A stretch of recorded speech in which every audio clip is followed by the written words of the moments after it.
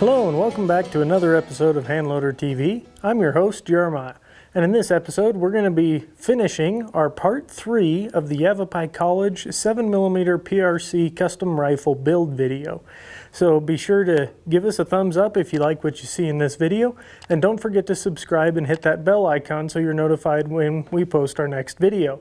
And if you haven't already, be sure to check out handloadermagazine.com for the exclusive contest on how you can make this rifle your own. You want to check that out. It's right there on the home page. It's very exciting and you don't want to miss out on any of the upcoming content we have with this rifle. So without further ado, let's go ahead and take a look at the build process, the final steps. All right, so we're back at the lathe with Matt here, and we've been watching you work away on this. What are you doing here? Right now I'm indicating it, because we got the barrel through the headstock, so I'm indicating the muzzle and the breech side with indicators, so that when we're rotating concentric with around the center of the bore line. So when we thread it, our threads are concentric and we won't have baffle strikes if we have a can on there or a recoil. Gotcha. And we do have plans for a brake on this rifle. We do, yeah. We're gonna have a self-timer. So what I've done is I have a gauge pin in there, just checking the muzzle. This is a half thou indicator, and we probably have about a quarter to half thou. So we're good on this side, and then on the other side back here, I have another half thou indicator running on a surface that we cut concentric, and that one is also running it. That one's running a dead needle. So when we're spinning, we're concentric with the bore line, and that'll prevent us from having baffle strikes. Perfect. Yeah. All right, so we're all indicated in. Runout looks good. Now we're on to threading, correct? Correct, yeah. We're gonna rough out the muzzle tenon and then part it off at our final length, and then we'll thread it. Sounds good to me.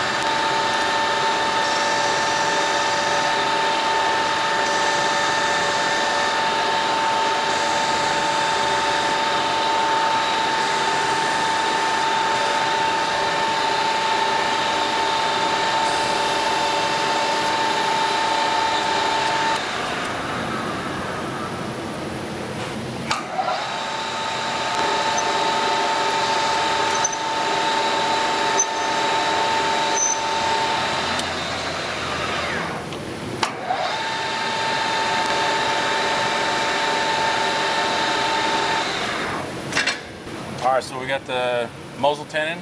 It's roughed out, so now I'm going to die chem it, do a scratch pass, and then I'm going to measure, just double check my thread pitch, and then I'll start thread.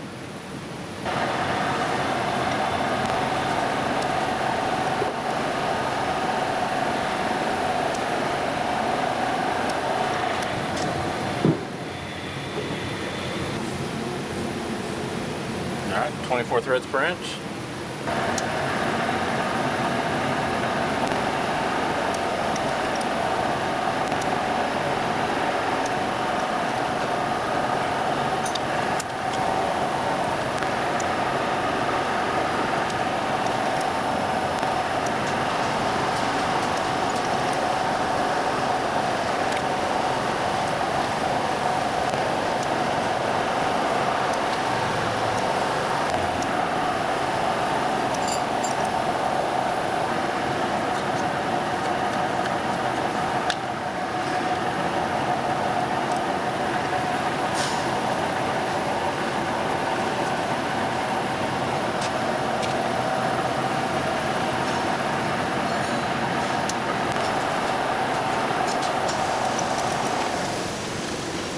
All right, I'm a few thousandths away, but I'm gonna start checking the threads.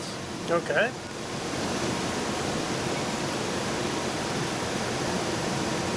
Actually, felt pretty good.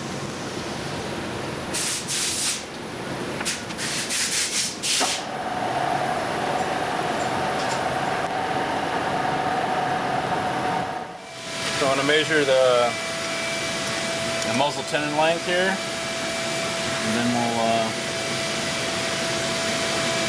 set it to Sammy spec. 631.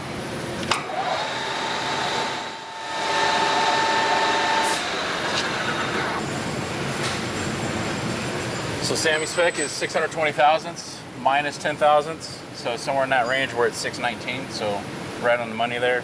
So the next thing I'm gonna do now is I'm gonna cut a muzzle crown. I'm gonna do like a 11-degree target crown that's protected. Okay. That way if you have a thread protector on there, it's still good.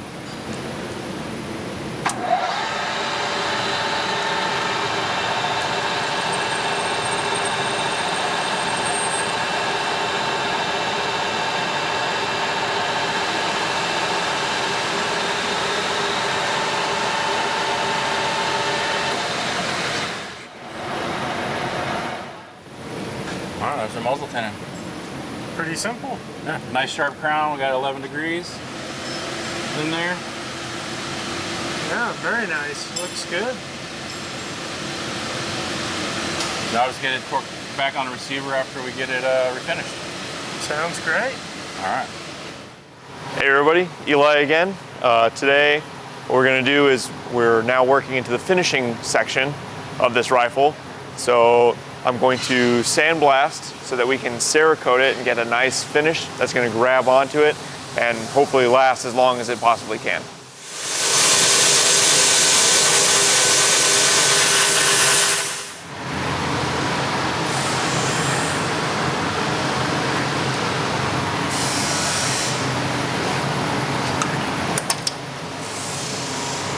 And there we go. All these parts are now sandblasted. We sandblast here at either 150 or 220, depending on what the finish we need. If we need a higher finish, then we'll go into a higher finish, but generally we'll keep the standard at about 220 for if we're going to do Cerakote. So let's go Cerakote. All right, so we're back with Eli here, and we're in the painting section, Cerakote. So why don't you walk us through what you've done to prep the parts, and then go through the process, and then we'll showcase it. Okay. So far what you saw before was me sandblasting all the parts. Since then what I've done is I've degreased and degassed them. So throwing them in the oven at a higher temperature to make sure that all the oils come out of the metal. Everything that's been in there since we've been doing a lot of machine work, a lot of oil has gone into these. So trying to make sure to get that out to make sure it doesn't mess up the paint. So degreased, degassed, and now they're hanging up. I've prepped them. So taped off important parts. Threads, anything that actually needs to be taped off, and then that's it. We're going to Cerakote it black, and should be a pretty easy process.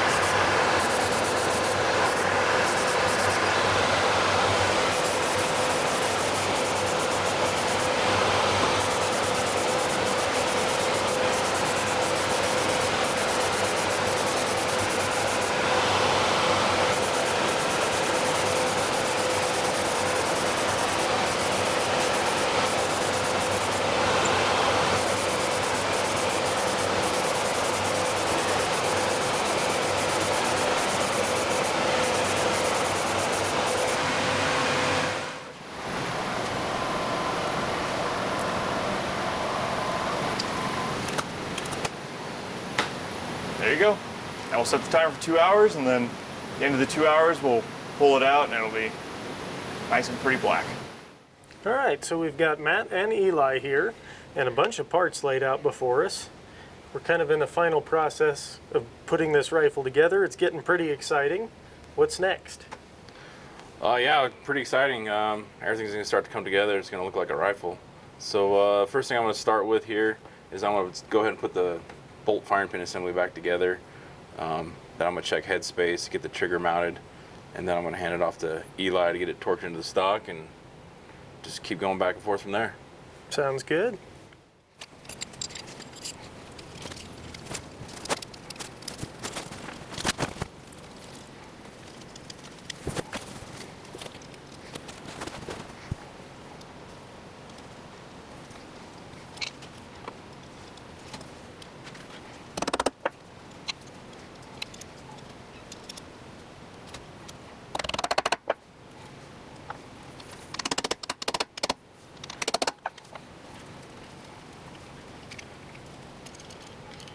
Alright, I got the firing pin assembled.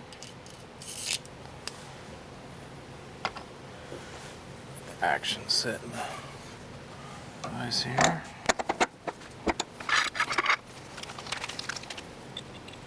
I'm gonna go ahead and double check headspace since we pulled the barrel off to do the Cerakoting.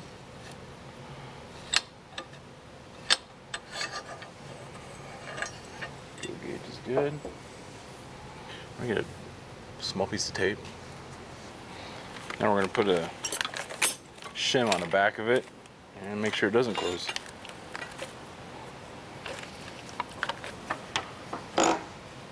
While we wait for that, get the trigger put in.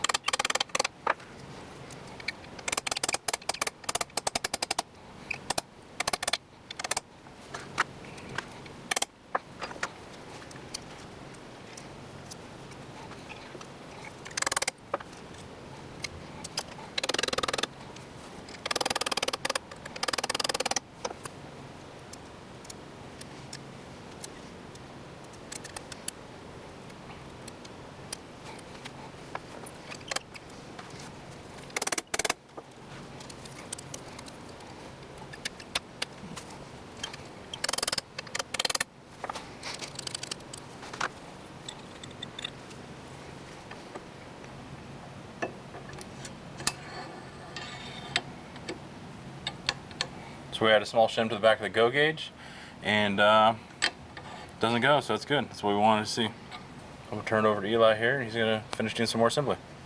So I'm going to add the firing pin and the spring back into the bolt body. And with that, I'm actually going to use one of the tools that we have to make here at school. And this is a graded project that we have to do, but it's a real handy tool for being able to cock this piece back so that you can screw it into the bolt body with no issues.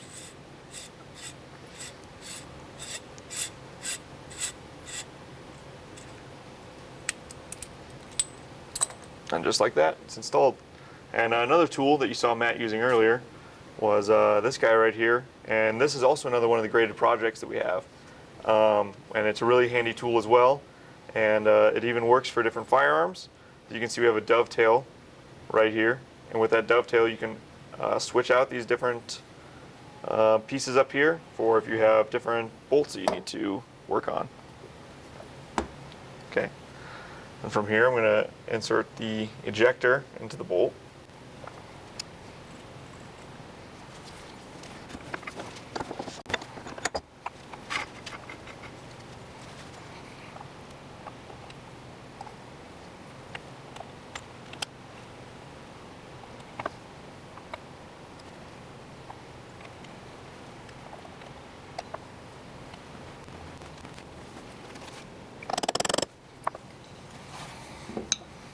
There we go. So the next thing we're going to do is we're going to actually put the barreled action, the trigger on there, and we're going to put it into the stock. So with it being bedded, the recoil ring right here actually stops exactly where we need it to be, and all we have to do is torque it in place.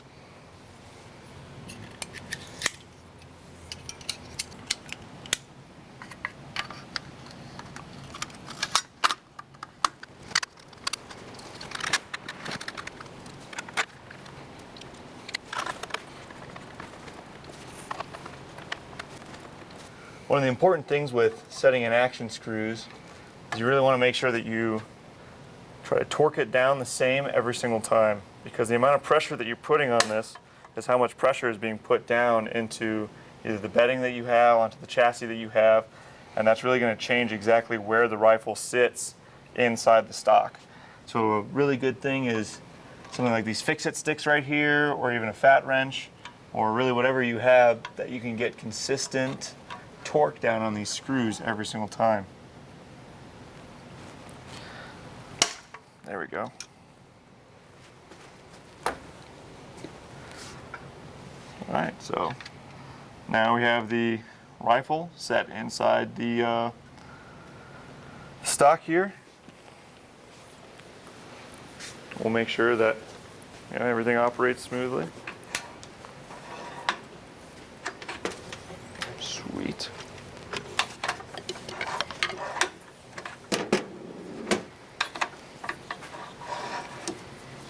There we go.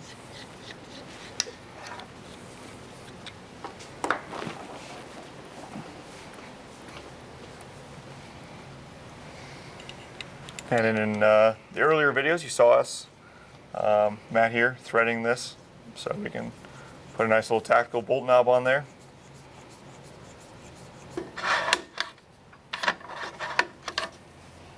That's a good start with the scope rings.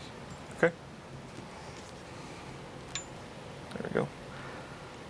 Another thing that you want to keep consistent is most manufacturers will give you their scope rings, and on that instruction manual that comes with it, they'll have torque specs for the scope rings, both for mounting it to the actual receiver and then also mounting the top of the scope rings to the bottom. So for that we got, again, the fix-it sticks, but with a different torque head on it. So what we're doing right now is we're going to be leveling the scope. So one of the things that you can do is with a wheeler set like this is you can set a level on the scope rings back here to make sure that these are level, and then match that up with another level that you can put here on the barrel, so that when you take this level off of the scope rings, you're relying on this to then be able to put the scope into the rings and then level it based off of this, which was based off of this level.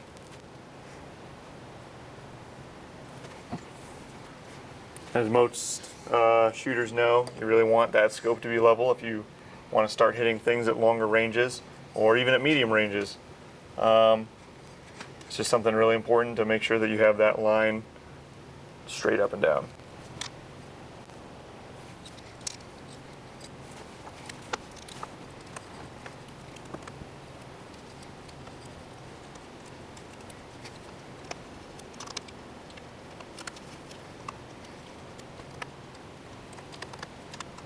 Something else that's important that you should watch out for is when you're tightening these and torquing them down to the spec, you need to actually make sure that the scope is staying level, because sometimes you'll tighten one down and it'll pull the scope off to one side, and it might not fully offset it when you torque down the other side exactly the same. So something to make sure to watch out for is what that level is doing on top, just to make sure that you actually keep that consistent level and that doesn't shift at all during this stage.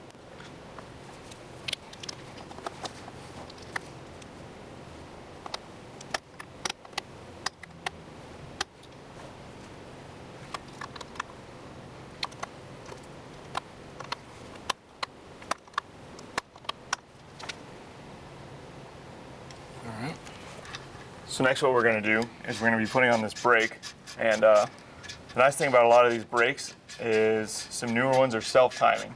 So before, what you would have to do on a lot of these brakes is you'd put it on, figure out exactly where it sits, figure out the amount of degrees that you need to move it past, and then you would either figure out how to shim it, or a gunsmith like us would come in and take out the amount of material needed in order for it to be perfectly timed straight up and down, or maybe slightly canted depending on what the shooter needs. But with these self-timing, you can put it on and then you can tighten down the second nut on here and it can time itself without any special machinery or anything to face off that back to make it fit better.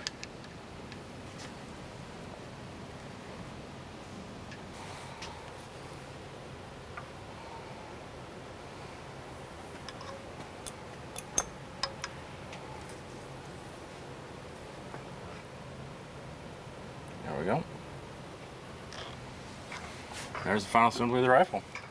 All right, so we have the rifle completed here, and it looks great. Turned out really nice.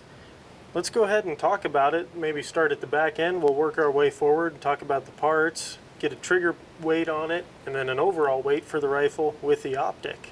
We've got a Pachmayr decelerator recoil pad on the back here, and the stock is one that you guys recommended. It's a Pure Precision? Pure Precision, Mesa, Altitude. This one's in, what was the color scheme again? That was Glacier. Glacier. Glacier. And it looks really sharp with the carbon fiber. It's a carbon fiber stock, blends in with the barrel really nicely. Brand new Remington 700 action that you guys trued up. We went through that whole process.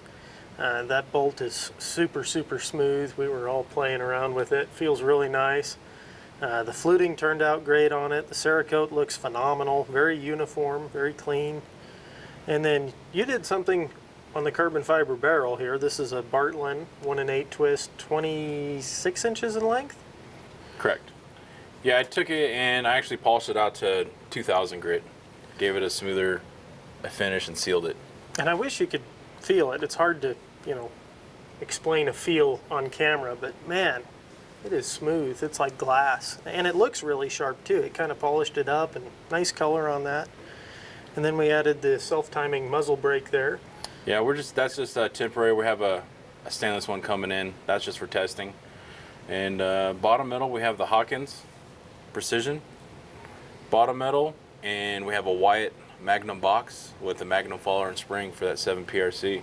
Very nice.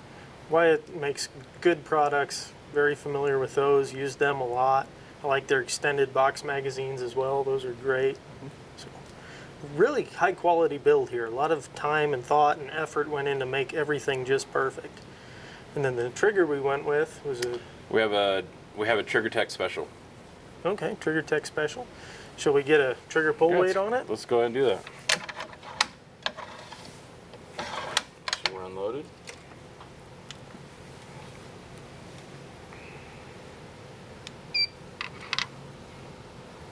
Make sure it's on fire.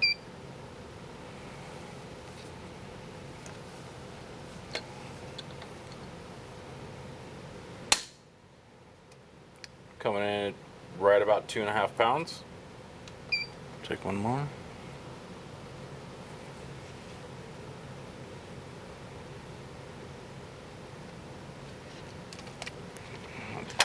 Cut that. Boneheaded mistake there.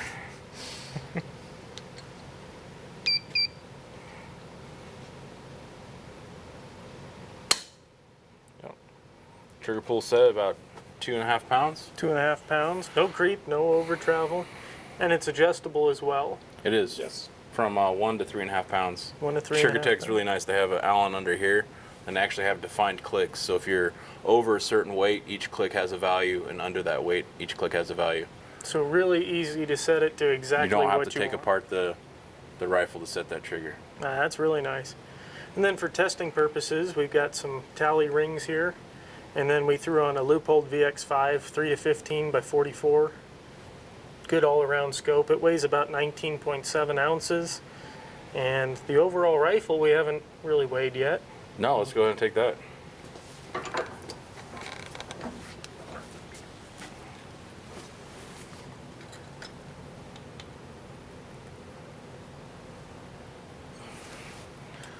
So our goal with this build was to get a rifle with optic to weigh in under 9 pounds.